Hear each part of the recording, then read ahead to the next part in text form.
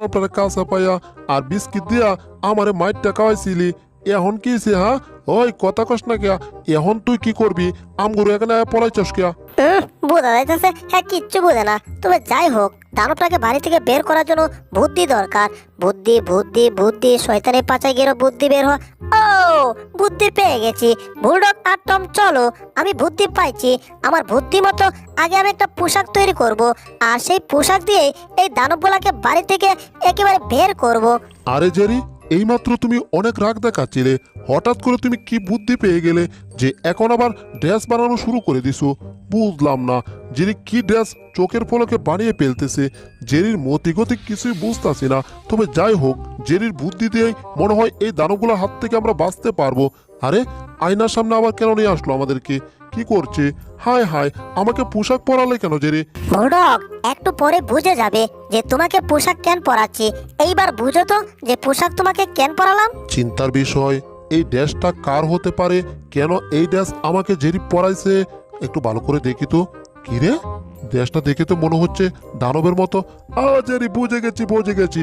তুমি আমাকে দানব সাজাইছো যাতে এদেরকে আমরা ভয় দেখায়া এখান থেকে বের করে দিতে পারি। এই যে টম, তুমি এখন কি করবা জানো?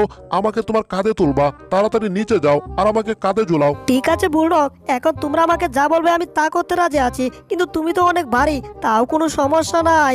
এখন যদি বলো হাতি কাঁধে নিতে হবে, আমি তাও রাজি আছি। টম, বুলডগকে কাঁধে নিয়ে আরেক মিনিট দাঁড়াও, একটু নড়বে না কিন্তু। হ্যাঁ, আর বুলডগ, এই যে মুগারটা নাও, এই মুগারটা দরকার আছে।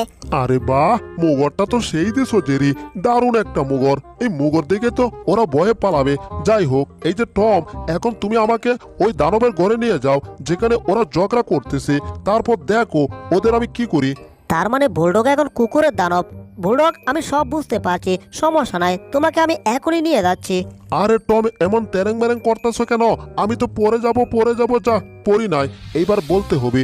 এই, এতদিন ছিল তো বিলাই দানবের উৎপত্তি, ইঁদুর দানবের উৎপত্তি, এইবার চলে আসছে কুকুর দানব। কুকুর দানব? তার মানে এটা আমাদের চাইতে অনেক বেশি বড় দানব। কুকুররা তো ইঁদুর বিড়ালের চাইতে বড় হয়। সর্বনাশটা হয়েছে রে, কুকুর দানব আইছে, তার মানে আমগুর খবর আছে।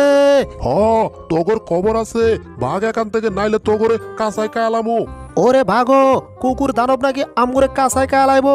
দরকার পড়লে এই দেশ ছেড়ে ভাগো, তাও ধরা খাওয়া যাবে না। আরে বাহ, দারুণ দিয়েছি। আমরা এদেরকে দারুণ ভয় দেখাইছি, ভয়ে এরা এক দৌড়ে পালাইছে। কইতাছে ওরা নাকি আবার দেশ ছেড়ে পালাবে। তার মানে আমরা তিন বন্ধু মিলে আমরা অনেক কঠিন কাজকে আমরা সফল করতে পেরেছি। কি রে, আবার কিসের নিউজ হচ্ছে? কিছুই তো বুঝতে পারছি না। বেড়াবাঙ্গা নিউজ টিভিতে সবাইকে স্বাগতম। না, নিউজটা হচ্ছে একটা দানব বিড়াল আর একটা দানব ইঁদুরকে নাকি কারা ভয় দেখাইছে, আর এই জন্য দানব ইঁদুর আর দানব বিড়াল মিলে তাদের সব দানব গোষ্ঠীকে নিয়ে আসছে। হ্যাঁ, দানব ইঁদুর বিড়ালের নাকি হাত গোষ্ঠী আইতাছে। তাহলে তো আমগুর খবর আছে, ভালো করে নিউজটা দেখি কি কইতাছে। এই বেড়াবাঙ্গা নিউজ টিভির অলরেডি বেড়া ভাঙ্গা গেছে, তাই আমরা বেড়াবাঙ্গা নিউজ টিভি পালায়া তোয়া দেশ ছাড়া পলাইতাছি। বাঁচতে চাইলে আপনারাও দেশ ছেড়ে পলান। কয় কি?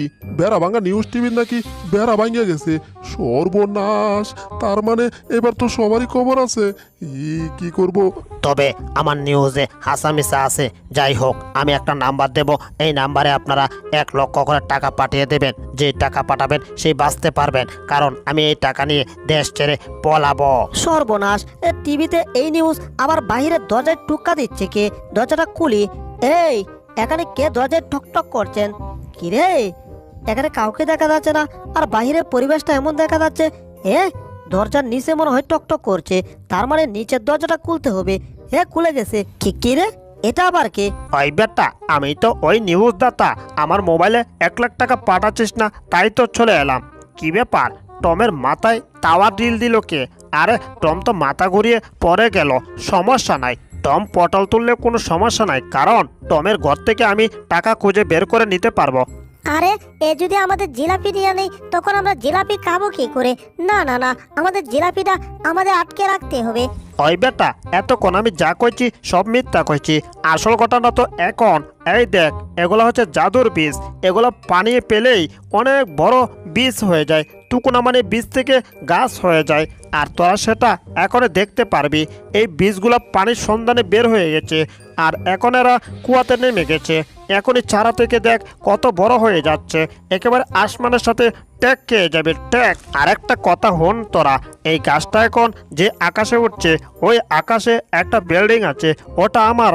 আর এই বাড়িটা আজ থেকে আমার দখলে, আর সেটার একটা স্ট্যাম্প কাগজ হয়ে গেছে।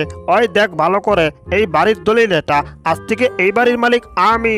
হা হা হা হা হা। কি কইয়া গেল সবই বুঝলাম, কিন্তু এই ঘরটা হঠাৎ এত বড় কি করে হয়ে গেল চেরি?